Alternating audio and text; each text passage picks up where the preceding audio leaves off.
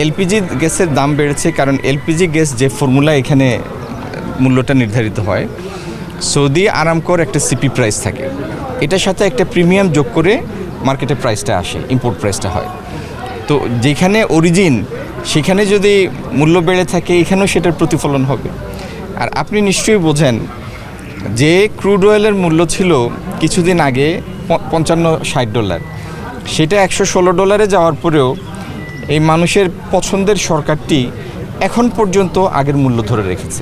উদ্দেশ্য একটাই, এই মূল্য বৃদ্ধির কারণে যেন মানুষ কষ্ট না পায়। সেজন্য রাষ্ট্র, আমাদের প্রধানমন্ত্রী তারেক রহমানের নেতৃত্বে এই রাষ্ট্র যতক্ষণ পর্যন্ত মূল্য বৃদ্ধি না করে দেশের পরিস্থিতিটাকে স্থিতিশীল রাখতে পারবে, রাষ্ট্রের একটা আয় ব্যয়ের বিষয় আছে না, সেই পরিস্থিতিটা যতক্ষণ পর্যন্ত রাষ্ট্র টলারেবল মনে করবে, যতক্ষণ পর্যন্ত সহ্য করতে পারবে, ততক্ষণ পর্যন্ত এরকম বৃদ্ধিতে যাবে না। এবং অন্যান্য দেশে আপনি দেখেছেন যে যুদ্ধ লাগার পরেই মূল্যের সমন্বয় হয়েছে। খোদ মার্কিন যুক্তরাষ্ট্র, যেখানে তেল আমদানি করতে হয় না, তেল নিজেদেরই তেল, সেইখানে মূল্য যেটি $3 নিচে ছিল গ্যালন, সেটি $4 ছাড়িয়ে গিয়েছে বিভিন্ন স্টেটে, কোনো কোনো স্টেটে $5 হয়েছে। বাংলাদেশ একটা দরিদ্র রাষ্ট্র, তার আর্থিক সক্ষমতা অত্যন্ত সীমিত, সংকীর্ণ, তার রিসোর্স মোবিলাইজেশন সেটাও খুব কম। আমি ভরসা রাখি হিরন স্মার্ট ওয়াটার পিউরিফায়ারে।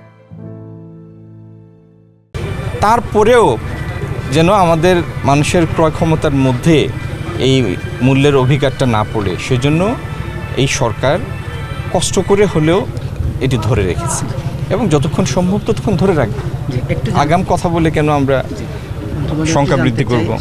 না, শিল্পের উৎপাদন জ্বালানির কারণে কমার সুযোগ নাই, কারণ যে সমস্ত শিল্প গ্যাসের দ্বারা পরিচালিত হয় সেই সমস্ত শিল্পে গ্যাস সরবরাহ নিশ্চিত করেই অন্য হিসাব করা হয়, সেইভাবেই জ্বালানি মন্ত্রণালয় তার গ্যাস সরবরাহকে নিশ্চিত রেখেছে।